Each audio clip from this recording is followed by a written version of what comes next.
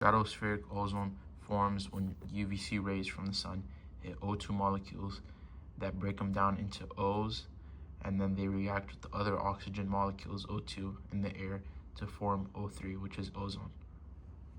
This process can also be reversed, or the breakdown of stratospheric ozone.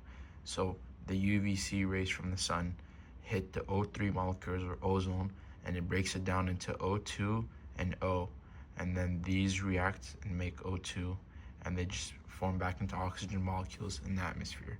So the ozone layer is important because the ozone layer acts essentially like the Earth's sunscreen. It absorbs most of the harmful UVC and B radiation, preventing it from reaching the Earth's surface. Without this protection, UV rays would cause serious harm. In humans and animals, it would increase the risk of skin cancer, and it can also weaken the immune system. For plants, UV rays can damage cells and slow growth. And then algae, which is the base of many aquatic food chains, can also be harmed, which can disrupt the entire ecosystem, which leaves fish with no food to eat. So the ozone layer is essential for life on Earth.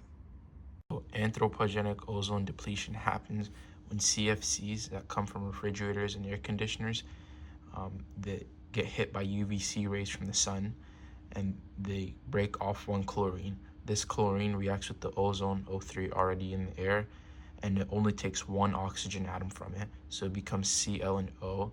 When this O reacts with another O2 molecule already in the air, this becomes ozone, and then the oxygen atom breaks off, and the chlorine remains by itself to repeat this cycle. So, and then the cycle repeats again. The Cl forms with the O3, ozone, to make O2, oxygen, and then when this O2 reacts with this O, it breaks off, and then the Cl becomes by itself, and this process just keeps repeating. So for the natural ozone depletion in Antarctica during the winter, the stratosphere becomes cold and dark, and these form polar stratospheric clouds. And on the surface of these clouds, there's like compounds like HCl and ClNO2. They both react to form Cl2. And when the spring comes and the sunlight returns, the UVC rays split Cl2 into two chlorine atoms. And then these chlorine atoms start to destroy ozone molecules just like the ones from CFCs.